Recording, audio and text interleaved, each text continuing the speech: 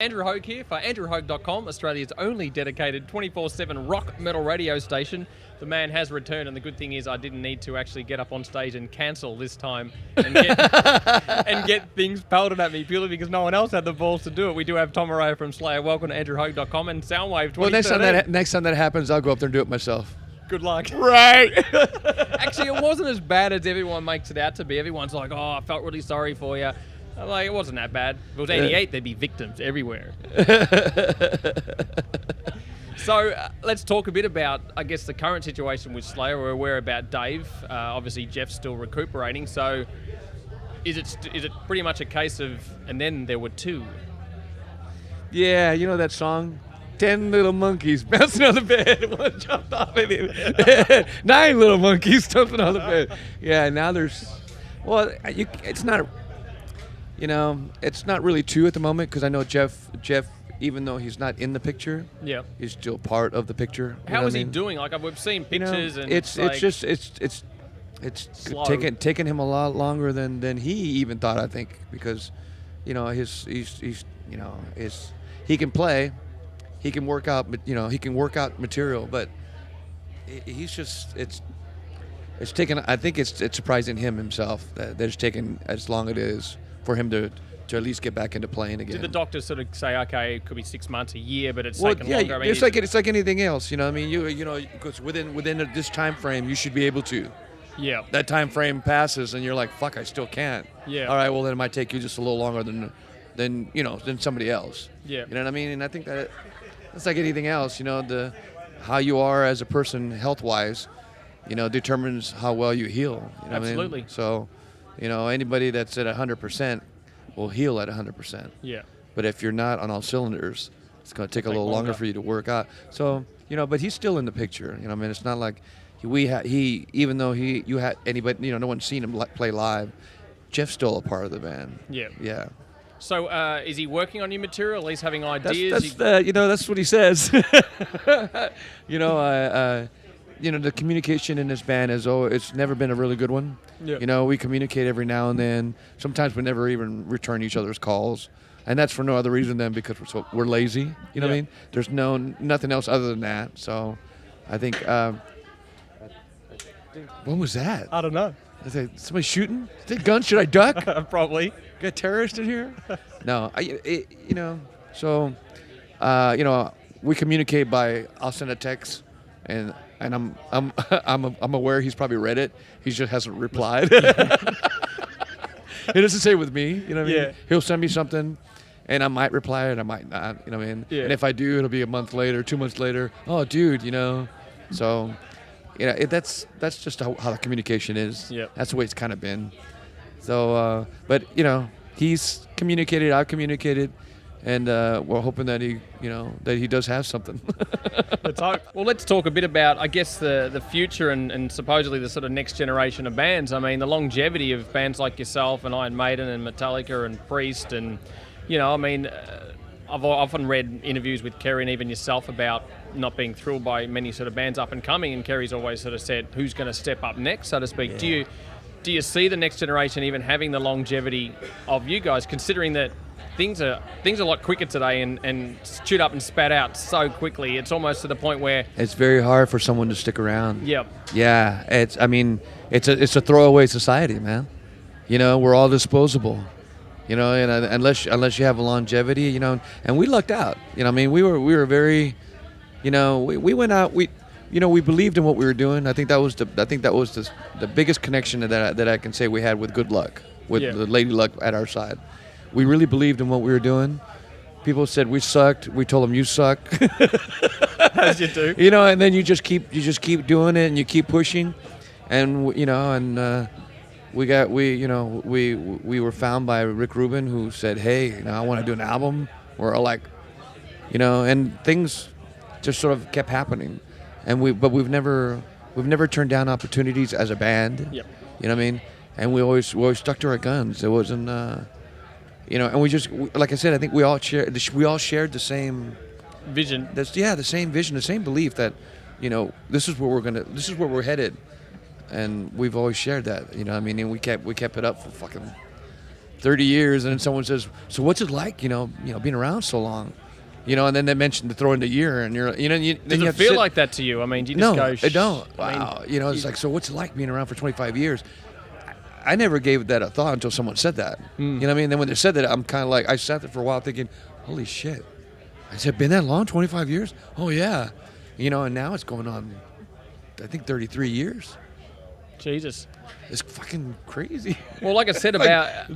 it's a career. I mean, Well, most it's people an actual career. they don't hold jobs for more than 10 years, let alone 33. Now, again, looking at society today and the generation of the accessibility of spreading music and instruments and all that sort of stuff, I mean, it somewhat appears to be easier for bands today. That bang, they can plug in tracks online instantly, but do you think it's definitely a lot harder for up-and-coming bands these days, even though we've supposedly got the illusion that it's a lot easier? It's an illusion. Yeah. I have to agree with you. You're right about that. That's a very good observation. It should be easy, but it's not. I mean, you have so much access. There's so much, that you could do. Information overload. Yeah, but there's so many avenues that you could use to expose yourself to an audience. It's trying to find that right audience. That's the problem. I mean, you can go on the internet and post your music or throw that shit out there. But it's not gonna be easy. It wasn't easy back then. Yep. Like I said, it's all about this one person going like, hey, I really like what you're doing. Yeah. Let's work together and do something. And it's trying to find people to help you make that magic work. Yep. You know what I mean? It's not easy though. And it should be easy. Well, I spoke to a band, I think it was Holy Grail, a couple of months ago, and they said, years ago it was a million fans to one band. Now it's a million bands to one fan. Yeah. Virtually, I can't keep up with the amount of music I get for the station. I sit there and just go, it's out there. Again, you kind of got to take the best from the bunch. At the same time. Have you heard anything Yeah, but good? you know what? You have to be willing to listen to them. Yeah. Not so many people do. They'll sit there and the first, it's how it looks. Yep. And they could be throwing away a gem. That's the thing with you know what I we mean? talk about music today with no artwork. All you see is a name, and some people even judge it on a name. And sometimes a name can be, deceptive. It could not be exactly what it sounds like. Yeah. And people just dismiss it. That's exactly it. You could be throwing away a gem. You know what I mean? And then, like I said, it's all about. It's about how you present yourself. Have you heard any gems? Any ones that you've listened to? The only chance I've ever had to listen to anything, I was at a Golden Gods, Golden Gods Awards, but it was in Europe. This was a while back ago, and they were playing clips of different bands that were up for nominations, and the clips that they were playing of these bands, the bands were actually really good. Yeah. I was impressed. I was like, wow, this sounds really good. But see, you're only playing snippets of songs. And it could be one or two songs and that's it. What about the rest of the record? All filler, no killer. Yeah, Could what I be. mean? And to me, that's a big part of being a success. What do you find today with some bands taking the option that the album itself's redundant? We'll just release an EP or 3 or 4 songs here, because I feel like maybe people's attention spans they might feel is short, so they want to deal. Have you considered that with the up-and-coming album? Or that's actually a good way. Model? That's a good way for new bands to approach things. Is to put out 3, because it's HD. What's the HD?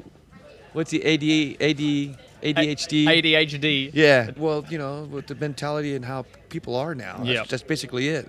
So maybe a 3-song EP every now and then is a great idea, because they don't have the attention span that you want for an entire album. Again, on attention if you can get them to 3 songs, well, okay, we got another 3 coming later, but listen to these, and they'll like them. So let's talk generation spans and talk about the fans that you play to today. I mean, they're 30 years of the Slayer history, and it's across the board.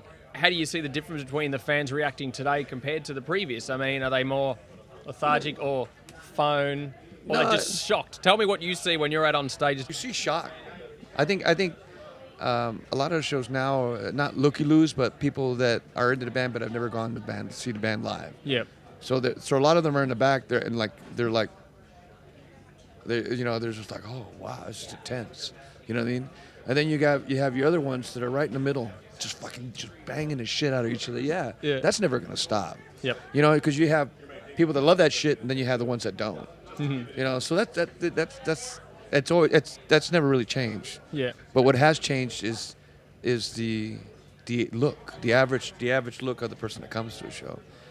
It's not just long hairs and metalheads. Yep. You know what I mean? It's a wide variety of people that come. And the best part about being around for so long is that it's generational. You know, a really good friend of ours, Doug Goodman, who we met when we first started this band, he went to one of our very first shows up north in San Francisco. He's been around forever. So we've known him ever 30 years now. And he was at the gig the other night. Was that what gig was that? He was at in Brisbane. Was it Brisbane or was it in Sydney? Anthrax, the big top Luna Park, Sydney. No. He was at one of the shows. He was out in the pit. The side show. I think it was a Sydney show. Yeah, it was a Sydney. I did one of them. Yep. Yeah, it's either a Sydney show, and he was up there, and his kid. Yeah, it was Brisbane, right? And there was a kid talking about how cool it was to be, here in the middle watching Slayer, and he goes, how cool it is that you're sitting here watching it, and his dad was with him. Yeah. You know what I mean? That it was it was a generational thing, And when we do in-stores or signings, you'll get a dad, and he'll like, this is my son. You know what I mean? It's like 7-year-old kid. He's like, you know what I mean? And it just and they just pass it on down. Yeah. So to me, I think that's what's helped us a lot. It's the generational. There's no generation gap. It's being handed right on down to the next, to the next generation, through family, through son and father. You know what I mean? Even daughters, which is really, really cool. So a lot of new bands these days don't have that. No, not yet. Well, let's see if they last as long as Slayer. 33 years. Yeah, exactly. I guess with 33 years, as we said, what still drives you to play music? I know Kerry and Jeff might not have music all the time, but are there days where you go, off tour, I'm looking forward to getting back out there again. Do you get that kind of road sort of itch sometimes when you're home and you're like, people say, I hate being on the road, but I love being home, but when I'm home, I hate being home, I want to be on the road. Do you have any of that or not really? You just want to be home. I just want to be home, man. I just want to be home. That to me. It's extremely hard to want to get up. I used to prepare the night before I left. Now it's just. And then now it's like the driver's here. Shit. You grab a suitcase and throw some shit in it and leave, you know what I mean? I hope I got everything. It's like... Well, when do you get into tour mode? And I guess take us through your sort of mindset before you get out and play. Do you just sort of get your zone on and how do you do it? Do you zone with the rest of the the band? We all hang out in the dressing room and we just kind of Kerry warms up, Gary warms up, Deddy sits there and just jams on it, piddling with the sticks. And I just pace. I pace, nervously pace, and nervously wait. Well, you know what I mean? You just kind of just draw in the universal energy and, you know what I mean? And then get ready to go out there and scream my ass off. That's about it. And when is a good show for you? I mean, do you walk off and go, oh, that show sucked? Do you judge it by the crowd or by your own performance? My own performance. Yep. Yeah, my own performance, and that usually will let me know how the crowd is. If it's a good performance, it's because the crowd was kind of egging me up. You know what I mean? It's like it's a shared energy. Yep. You know what I mean? It goes back and forth, and those are great. And and even before I get on stage, it's the nervous energy. If it's a nervous energy outside, I'll pick up on it. You know what I mean? Just channel the vibe. Yeah, you know what I mean? It'll make me more nervous. I'll be more nervous, more anxious, and then and I can tell, I can feel it. You know what I mean? And then I know that this is gonna be great because I can feel the nervous energy. Awesome. Everybody's getting excited. I'm excited. You know what I mean? Before I even make it on stage. So. But I'll do that. Yeah, I just suck it up. Yeah. Yeah. Awesome. Tom, thanks again for your time here on AndrewHaug.com. Dude, thank you, Andrew. All good. And we could probably get you to choose your favourite Slayer track of all time just to conclude our chat. Oh, wow. Of all time? Yep. Well, wow. I guess, it would have to be Dead Skin. Yep. Because it's become my love song. Awesome. All right, let's check it out now on AndrewHaug.com. Thank you, Tom Araya. Thank you.